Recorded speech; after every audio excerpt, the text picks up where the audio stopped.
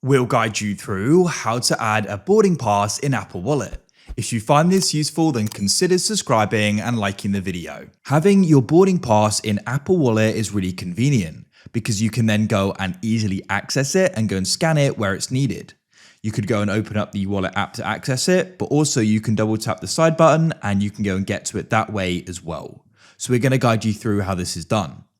So to get started, you need to go to the email the transport provider was sent, or airline, or even their app. I've recently found that using the app in order to go and do this. So I booked a trip with Jet2. It could be EasyJet or another provider. So let's go and get the app if you haven't already. I already have. So open it up.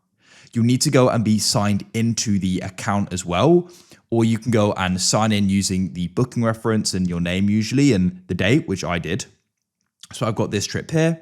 So I'm going to go and tap on it like so. Then I've gone and checked in already. So make sure you have. You need to go and find the your journey part. And in there you can go and see boarding passes. So I can go and tap there. Then I can go and press see boarding passes. And I can then go and see it here. And in the bottom left, you've got the add to wallet option. So I can go and tap that there. And what I'm going to do is I've got two passes here. So I'm going to press add all two passes, or I could just add the one. And then I'm going to go and press add all. You can review it, but I'll just press add all. And that's it. They've now been added. So now when I go and double tap the side button and open it up, I can go and see I've got the pass here and I can go and use it. If you found this useful, then consider subscribing and liking the video.